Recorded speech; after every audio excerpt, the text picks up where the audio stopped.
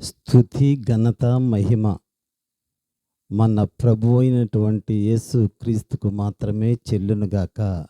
ఆమేన్. హల్లెలూయా. అందరూ చెప్పాలి హల్లెలూయా. మరి చాలా సమయం అయింది, మరి పనులకు కూడా మీరు వెళ్ళాల్సి వస్తుంది అమ్మా. మరి అయ్యగారు కొద్ది సమయం ఇచ్చారు. అయినా దేవుని కృపను బట్టి పరిశుద్ధాత్మ దేవుడు ఎంతవరకు నడిపిస్తాడో అంతవరకే వెళ్తాం. దేని స్తోత్రం. హల్లెలూయా.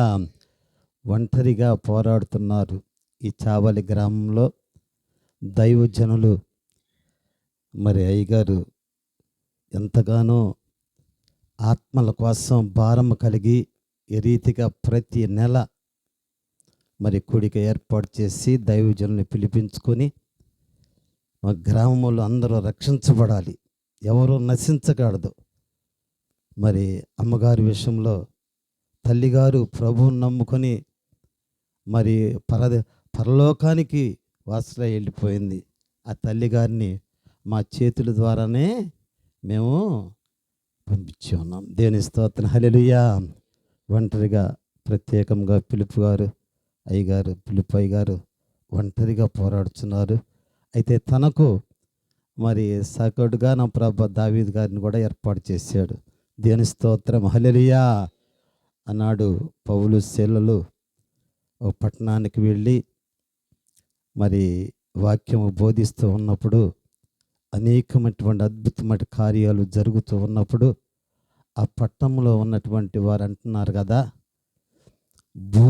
భూమిని ఆకాశమును తల్లక్రిందులు చేయువారు ఎక్కడికి కూడా వచ్చి ఉన్నారా అని అంటున్నారు. దేవుని స్తోత్రం. హల్లెలూయా. ఒంటరి వేళల్లో నా తోడు నీవే, బలహీన వేళలో నా బలము నీవే. ఒంటరి వేళల్లో నా తోడు నీవే, బలహీన వేళలో నా బలము నీవే. కృంగిన వేళలో ఆదరణ నీవే, కృంగిన వేళలో ఆదరణ నీవే. నాకున్న నిరీక్షణ ధైర్యము నీవే, నాకున్న నిరీక్షణ ధైర్యము నీవే. నాకున్న ఆధారమా యేసయ్యా, నాకున్న ఆశ్రయమా. నాకున్న ఆధారమా యేసయ్యా, నాకున్న ఆశ్రయమా. నిరాశ వేళలో నా ఆశ నీవే, నిరుత్సాహ వేళలో ప్రోత్సాహము నీవే. నిరాశ వేళలో నా ఆశ నీవే, నిరుత్సాహ వేళలో ప్రోత్సాహము నీవే. ఆవేదన వేళలో ఆదరణ నీవే, ఆవేదన వేళలో ఆదరణ నీవే. నాకున్న నిరీక్షణ ధైర్యము నీవే, నాకున్న నిరీక్షణ ధైర్యము నీవే. నాకున్న ఆధారమా యేసయ్యా, నాకున్న ఆశ్రయమా. నాకున్న ఆధారమా యేసయ్యా, నాకున్న ఆశ్రయమా.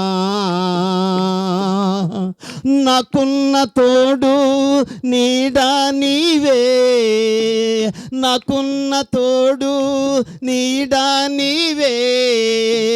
నాకున్న నిరీక్షణ ధైర్యము నీవే, నాకున్న నిరీక్షణ ధైర్యము నీవే.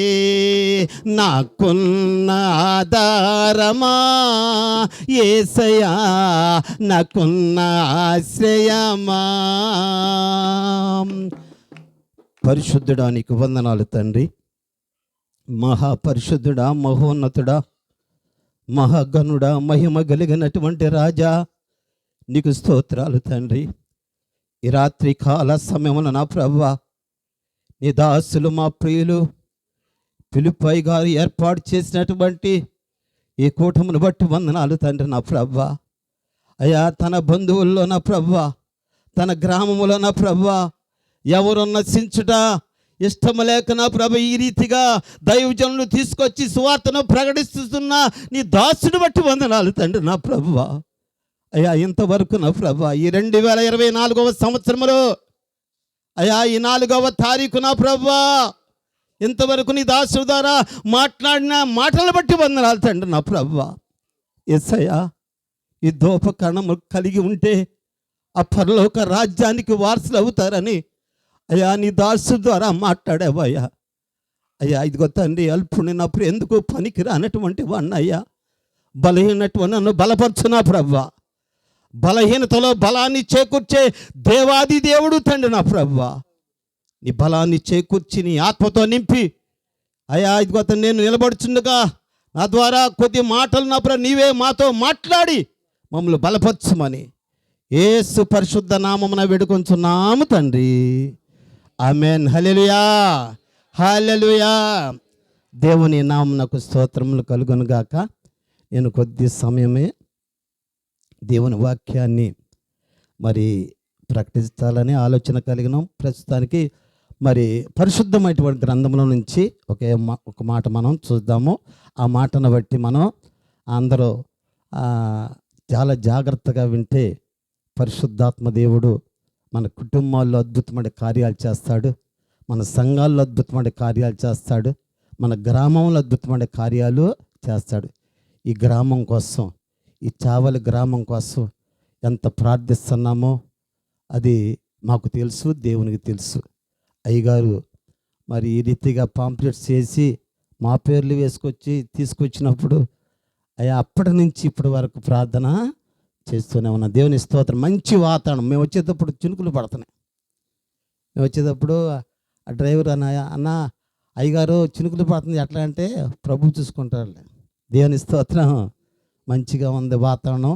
చక్కగా దేవుని మాటలు కొద్ది సమయం విందాం. ఒకే ఒక మాట మన ప్రభు అయినటువంటి యేసు క్రీస్తు జన్మించక ముందు మరీ గర్భంలో యేసు ప్రభు ఉన్నప్పుడు ఆ బెత్లెహేమ్ అనే గ్రామంలో ఇంటింటికి వెళ్ళినా కానీ తలుపు తీల, స్థలం ఇలా. మరి ఆ స్థలం ఇస్తే ఎట్లా ఉండేదో ఆ ఇంట్లో, ఆ స్థలం ఇస్తే ఆ ఇంట్లో ఏం జరిగేదో ఆ రోజుల్లో. మరి యేసు ప్రభు జన్మించిన తరువాత ఒకానొక దినాన ఒక పట్టణానికి వెళ్ళినప్పుడు ఒక అధికారి కుమార్తె చనిపోయింది. చావ సిద్ధమై ఉందని చెప్తున్నాడు. యేసయ్యా, అయ్యా నా కుమార్తె చనిపోయిందయ్యా అని చెప్తున్నప్పుడు ఆయన అందరూ ఇక చూద్దాము, వాక్యం ద్వారా చూద్దాం. మనం ప్రత్యేకంగా మనం చూసినట్టయితే ఒక మాట మనం చూద్దాం. దేవుని స్తోత్రం. హల్లెలూయా, హల్లెలూయా. మత్తయి సువార్త 9వ అధ్యాయము 23-24 వచనాలు మనం చూద్దాం. అంతలో యేసు ఆ అధికారి ఇంటికి వచ్చి పిల్లన గ్రోవులు వాయించు వారిని గొల్లు చేయు చూడు ఆ జన సమూహమును చూచి స్థలమీయుడి, ఈ చిన్నది నిద్రించుతున్నదే కానీ చనిపోలేదని వారితో చెప్పగా వారాయనను అపవాసించి జనసమూహమును పంపివేసి ఆయన లోపలికి వెళ్ళి ఆమె చెయ్యి పట్టుకొనగానే ఆ చిన్నది లేచెను. ఒకసారి చప్పట్లు కొట్టి కనబరుద్దాం. దేవుని స్తోత్రం. హల్లెలూయా. చనిపోయినటువంటి ఆ చిన్నది లేచింది. యేసు ప్రభు వారు వచ్చారు. యేసు ప్రభు వారితో కూడాను తన శిష్యులు కూడా వస్తున్నారు. ఆ పట్టణంలో ఆ అధికారింటికి వస్తున్నారు. అధికారి కదా, చనిపోయింది కదా తన కుమార్తె అంటున్నాడు కదా. అందరూ అక్కడ చేరారు ఆ సేవను తీసుకెళ్ళిపోతానికి. ఏం చేస్తున్నారంటే అక్కడ పిల్లల గ్రోవులు వాయించు వారిని గొల్లు చేయు వారిని బాగా ఏడుస్తూ ఉన్నారు. వారందరిని ఏమన్నాడు? చూచి స్థలం ఇయ్యండి, స్థలం ఇయ్యుడి. ఎవరై ఈ మాట అంటున్నారు? యేసు ప్రభు వారు అంటున్నారు. స్థలం ఇయ్యండి అంటున్నాడు. అప్పుడు స్థలం ఇచ్చారు. స్థలం ఇస్తే లోపలికి వెళ్ళారు. యేసు ప్రభు ఏం చేశారు? చెయ్యి పట్టుకుని చనిపోయినటువంటి చిన్నదాన్ని ఏం చేశాడండి? లేపాడు. దేవుని స్తోత్రం. ఆయన తాకితే చాలు జీవం ఉందంతే, జీవం వచ్చేసింది. స్థలం ఇచ్చాడు. అధికారి ఇంటిలోకి వెళ్ళటానికి స్థలం ఇచ్చినప్పుడు చనిపోయినటువంటి తన కుమార్తె బ్రతికింది. ఈనాడు మరి మన హృదయం స్థలం ఇస్తున్నామా? బాగా గమనిస్తాం మనం. యేసు ప్రభు వారికి నువ్వు హృదయంలో స్థలం ఇచ్చావనుకో, నీ కుటుంబంలో అద్భుతమైన కార్యం జరిగిద్ది. ఆమేన్. ఇక్కడ ఏం జరిగింది? స్థలం ఇచ్చినప్పుడు చనిపోయినటువంటి ఆ చిన్నది లేచిందంటే. నాడు మనం ఆయనకి స్థలం వేయాలి. మన హృదయంలో స్థలం ఇచ్చినప్పుడు మన హృదయంలో ఆయన ఎవరో తెలుసా? వాక్యము. వాక్యమై ఉన్నటువంటి యేసయ్యకు నువ్వు నీ హృదయంలో స్థలం ఇచ్చావనుకో, నీ కుటుంబంలో అద్భుతమైన కార్యాలు జరిగింది. ఈ అధికారి ఇంట్లో అద్భుతమైన కార్యము జరిగింది. మనం స్థలం ఇవ్వాలి, యేసయ్యకు స్థలం ఇవ్వాలి. దేవుని స్తోత్రం. హల్లెలూయా. ఇక్కడ చనిపోయినటువంటి చిన్నది లేచింది స్థలం ఇచ్చినప్పుడు. ఇంకా నీ హృదయంలో స్థలం ఇచ్చే దేవుడు ఎన్నో అద్భుతమైన కార్యాలు చేస్తాడు. మార్క్స్ వార్త 1వ అధ్యాయము 40-41 వచనాలు చూసినట్టయితే ఒక కుష్టి వ్యాధి కలిగినటువంటి వారిని చూద్దాం. ఆయన్ని ఒక కుష్టి రోగి ఆయన యొద్దకు వచ్చి ఆయన ఎదుట మోకాళ్ళుని, నీకిష్టమైతే నన్ను శుద్ధుడిగా చేయగలవని ఆయనతో చెప్పి ఆయనను వేడుకొనగా ఆయన కనికరపడి వానిని ముట్టి, నాకిష్టమే, నీవు శుద్ధుడు కమ్మని. దేవుని స్తోత్రం. హల్లెలూయా. అంటే ఆయన కుష్టి వ్యాధి అతను వచ్చి అంటున్నాడు కదా, అయ్యా నీ చిత్తమైతే, నీకిష్టమైతే అంటున్నాడు. ప్రభువారు చూశారు, ఆయన్ని చేర్చుకున్నాడు. ఆ కుష్టి రోగి ఏం చేశాడు? ఆయన హృదయంలో యేసయ్యను చేర్చుకున్నాడు కాబట్టి నాకు ఇష్టం అంటున్నాడు. దేవుని స్తోత్రం. మరి మన హృదయాల్లో మరి ఆయన స్థలం ఇస్తున్నామా? ఆయన చేర్చుకుంటున్నామా?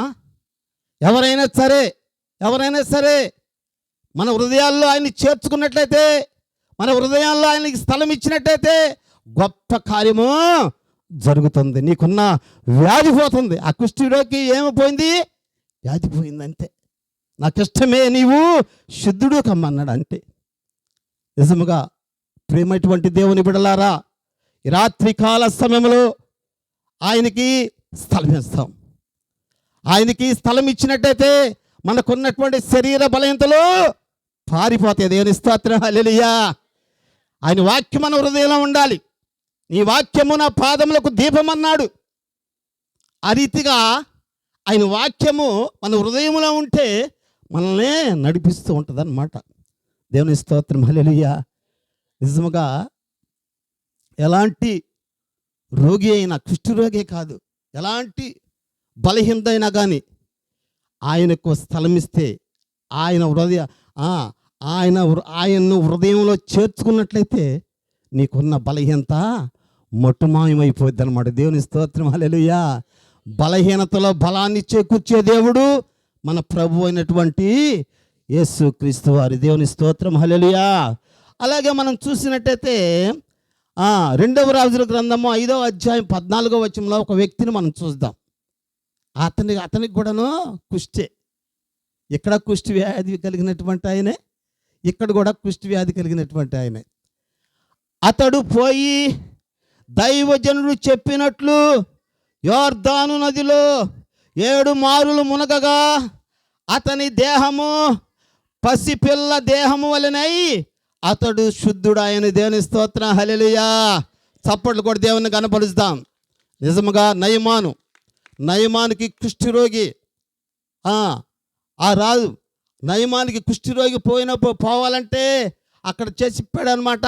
ఒక చిన్నది, ఆ దేశంలో ఉన్నటువంటి ఆ చిన్నది చెప్పిన మాటను బట్టి ఇశ్రాయేల్ దేశంలో ఒక ప్రవక్త ఉన్నాడు, ఆ ప్రవక్త దగ్గరకు వెళితే నీ కుష్ఠీ రోగి రోగం పోతుందని చెప్పింది. ఆమె మాట విశ్వసించి వెళ్ళాడు. ఎప్పుడైతే దైవజనుడు 7 మారులు మరి చెప్పినప్పుడు ఆ నయమాను ఆ నదిలో ఎప్పుడైతే మునిగాడో అప్పుడు ఆ కుష్ఠి వ్యాధి పోయింది. దేవుని స్తోత్రం. పోయి ఎట్లా ఉందంట, పసి పిల్లవాని దేహం అలా అయిపోయిందండి. దేవుని స్తోత్రం. నిజముగా ఆయన మాటకు లోపడాలి. దైవజనుని ఎవరు ఏర్పాటు చేసిన? ప్రభువారు ఏర్పాటు చేసుకున్నారు. దైవజనుడు చెప్పినట్టుగా అక్కడ జరుగుతుందన్నమాట. చూసారా? దైవజనుడు చెప్పిన మాటకు మనం లోపడాలి.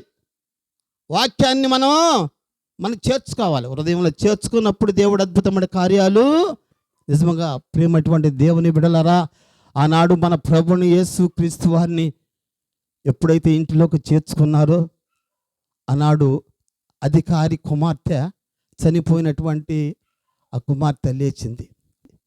ఆనాడు మరి కుష్ఠరోగి అయినటువంటి అతను వచ్చి, అయ్యా నీకు ఇష్టమైతే నన్ను శుద్ధిని చేయని ఎప్పుడైతే అడిగాడో, హృదయపూర్వకంగా యేసయ్యను చేర్చుకొని అడిగినప్పుడు యేసయ్య ఆయన హృదయాన్ని చూశాడు కాబట్టి ఆయన వెంటనే ఆయన మీద కనికరపడి ఏం చేశాడు, ఆయన్ని శుద్ధి. నాకు ఇష్టమే నీవు శుద్ధుడుగా. ఇక్కడ చూసినట్టయితే దైవజనుడు చెప్పినట్లుగాను నయమాను వెళ్ళి యోర్దాను నదిలో 7 మార్లు మునిగినప్పుడు ఆయన శరీరము పసిపిల్లవాని దేవాలే అయిపోయింది. దేవుని స్తోత్రం. హల్లెలూయా.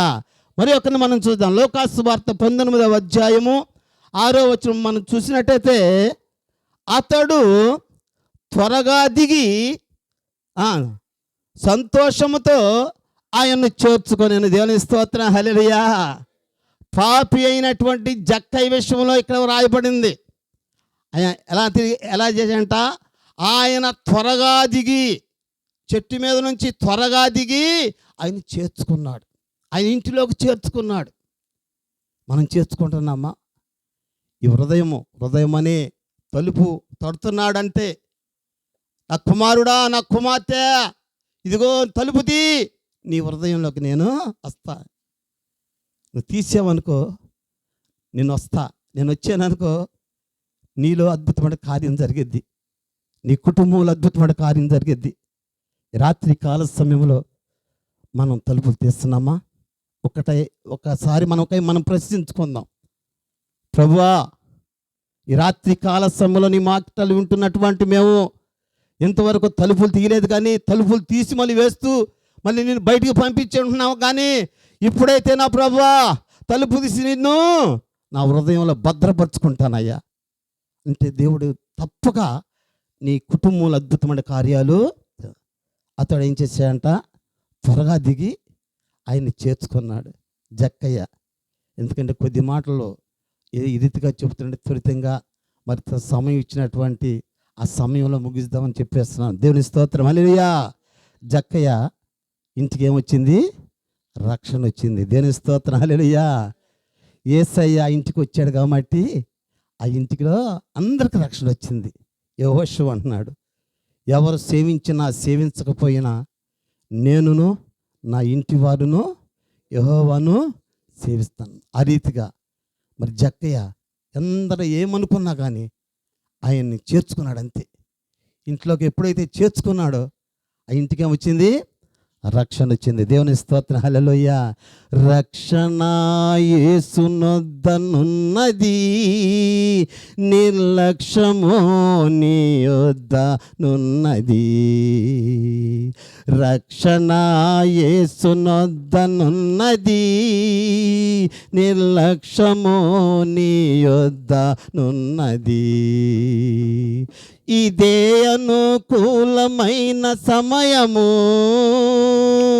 ఇదే అనుకూలమైన అనుకూలమైన సమయము, ఇదే రక్షణ దినము, అందుము పొందుము. ఇదే రక్షణ దినము, అందుము పొందుము. మార్పులేని మానవుండా, తీర్పు దినం దాగలేవురా సోదరా, తీర్పు దినం దాగలేవురా. హల్లెలూయా. రక్షణ ఎవరి దగ్గర ఉందంట? యేసయ్య దగ్గర ఉంది.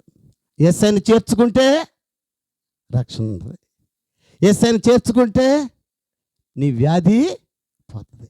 యేసయ్యని చేర్చుకుంటే నీ ఇంటిలో అద్భుతమైన కార్యము జరుగుతుంది. మరి మనం చేర్చుకున్నామా? ఆయన స్థలం ఇస్తున్నామా? ఒకసారి చేర్చుకోవాలి. అనారోగ్యంతో ఎంతమంది ఉన్నారు ఈ స్థలంలో ఉన్నటువంటి వారు. మీరు చేర్చుకున్నారనుకో యేసయ్యను, ఆయన స్థలం ఇచ్చారనుకో, నీ వ్యాధి పోద్దంతే. ఆమేన్. నీ రోగం పోయిద్ది. వ్యాధి ఏంటనుకున్నారు? దెయ్యమే. దెయ్యమే అట్లా పెడుతుంది అన్నమాట వ్యాధి. కాబట్టి మనం ఆయన చేర్చుకోవాలి. ఎప్పుడు ఆయనతో సహవాసం కలిగి ఉండాలి. అప్పుడే దేవుడు అద్భుతమైన కార్యాలు చేస్తాడు. దేవుని స్తోత్రం. హల్లెలూయా. దేవుడు అద్భుతమైన కార్యాలు చేస్తాడు. నాకు మంచి ఆరోగ్యం ఇచ్చాడు ఇప్పుడు. ఆమేన్. ఎట్లా అంటే 19 సంవత్సరాల క్రితం నాకు గుండె ఆపరేషన్ చేశారు. ఎన్ని సంవత్సరాలు? ఎన్నిసార్లు చేశారు? 2 సార్లు చేశారు. అయినా దేవుని కృపను బట్టి పాట పాడటానికి ఆయన కృప ఇచ్చాడు. ఇక్కడ ఊపిరి ఉన్నంత వరకు, ప్రాణం ఉన్నంత వరకు ఆయన్ని గణపరుస్తూనే ఉంటానన్నమాట. దేని స్తోత్రం. ఇప్పుడు పిలిస్తే వెళ్ళిపోవటమే అంతే. అంతేగాని భయపడకూడదు. ఎందుకు భయపడతావు? పరలోక రాజ్యానికి వెళ్ళాలి అంతే. దేని స్తోత్రం. అక్కడ మనం చూద్దాము. లూకాసు వార్త 23వ అధ్యాయము 42వ వచనం మనం చూద్దాం. లూకాసు వార్త. ఆయన చూచి, యేసు నీవు నీ రాజ్యముతో వచ్చినప్పుడు నన్ను జ్ఞాపకము చేసుకోనమన్నా. అందుకు ఆయన వానితో, నేడు నీవు నాతో కూడా పరదేశంలో ఉందని నిశ్చయంగా చెప్పుచున్నాను. దేవుని స్తోత్రం. హల్లెలూయా. యేసు ప్రభుని సిలువ వేసినప్పుడు కుడి ప్రక్కన ఒక దొంగనేశారు, ఎడమ ప్రక్కన ఒక దొంగనేశారు. చూసారా? ఇక్కడ ఒక దొంగ అంటున్నాడు కదా, నువ్వు నిన్ను రక్షించుకొని మమ్మల్ని కూడా రక్షించమంటున్నాడు తన స్వార్థం కోసం.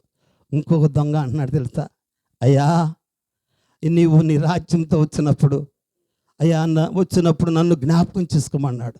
ఎందుకు అంటున్నాడు తెలుసా? యేసయ్యని ఆయన హృదయం సిలువ మీద ఉన్నప్పుడు యేసయ్యను ఆ దొంగ ఏం చేశాడు?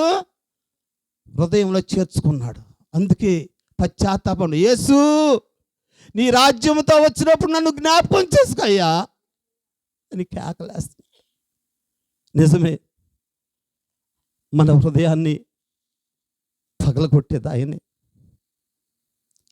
ఆయన మాటలు విన్నప్పుడు, ఆయన చూపు మన మీద పడినప్పుడు, ఆయన మనం తాకినప్పుడు అద్భుతమైన కార్యాలు చేస్తాడు. సిలువ మీద ఉన్నటువంటి దొంగ హృదయం పగిలిపోయింది. బాధతోనే ఉన్నాడు. యేసయ్య బాధతోనే ఉన్నాడు.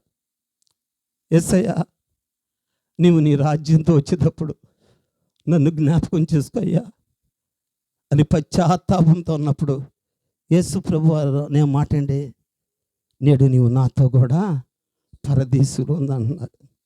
నిజమే. ఈ రాత్రి కాల సమయంలో మనం పరదేశంలోకి వెళ్ళాలన్నా ఆయన స్థలం ఇవ్వాలి. మన రక్షణ పొందుకోవాలన్నా ఆయన స్థలం ఇవ్వాలి. మనం స్వస్థపడాలన్నా ఆయన స్థలం ఇవ్వాలి. మన కుటుంబంలో అద్భుతమైన కార్యం జరగాలన్నా ఆయన స్థలం ఇవ్వాలి. ఎవరైతే ఆయనకు స్థలం ఇస్తామో అద్భుతమైన కార్యాలు జరుగుతాయి. ఎవరైతే ఆయనకి స్థలం ఇస్తామో ఆ పరలోక రాజ్యంలో వారసులం అవుతావు. ఈ రాత్రి కాల సమయంలో ఎంతమంది ఆయనకి స్థలం ఇస్తున్నాము? ఒక్కసారి జ్ఞాపకం చేసుకోవాలి. ఒక్కసారి ఎవరు ప్రశ్నించుకోవాలి. ప్రభువా, ఇంతవరకు నీకు స్థలం ఇవ్వలేదయ్యా, ఇంతవరకు నా హృదయం అనే తలుపు తెరవలేదయ్యా. అయ్యా, ఈ రాత్రి కాలం నా ప్రభువా, ఈ గ్రామంలో ఉన్నాం కానీ, అయ్యా ఎన్నో మాటలు వింటున్నాం కానీ, అయ్యా నేను హృదయాన్ని తలుపు తెరవలేదు నా ప్రభువా, నీకు స్థలం ఇవ్వలేదు నా ప్రభువా.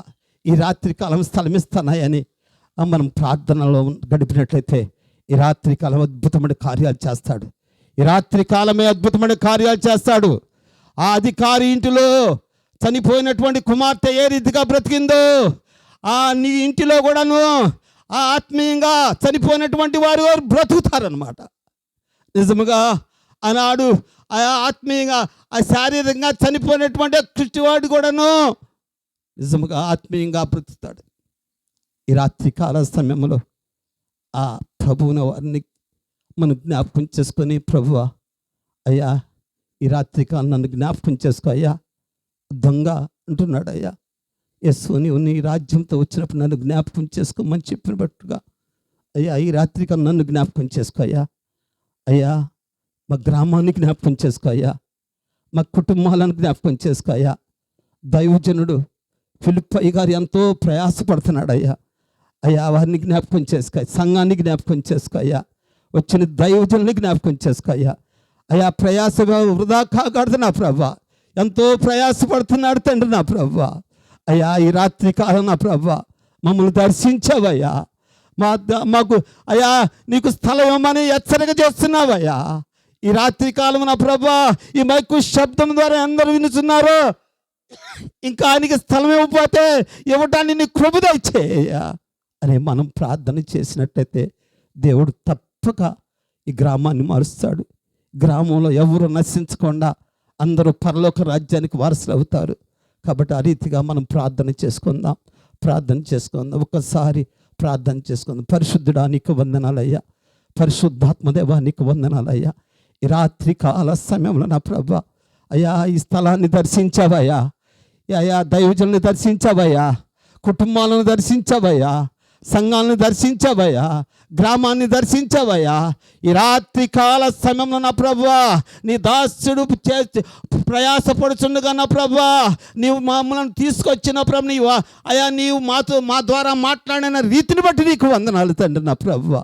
మొదటిగా నీ దాసుడు ద్వారా యుద్ధోపకరణలు నా ప్రభువా ప్రతి ఒక్కరూ ధరించుకున్నట్లయితే ఆ పరలోక రాజ్యానికి వారసులు అవుతానని చెప్పి ఉన్నాడు అయ్యా.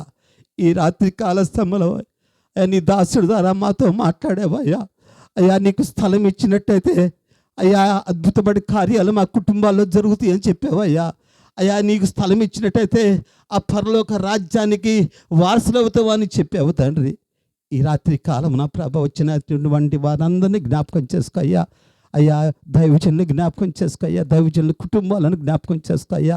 బలహీనటువంటి నన్ను కూడా బలపరిచి ఇంకా నా ప్రభ నీ చిత్తమైతే ఆయుష్కాలం పెంచి ఉంటే అప్పటి వరకు నా ప్రభ నీ స్వార్థ ప్రకటించడానికి అయా నీ ఆత్మ ద్వారా కార్యములు జరిగించమని యేసు పరిశుద్ధ నామమున వేడుకొంచున్నాము తండ్రి. ఆమేన్. హల్లెలూయా, హల్లెలూయా. మీ అందరికీ వందనాలు తెలియపరుస్తున్నాము.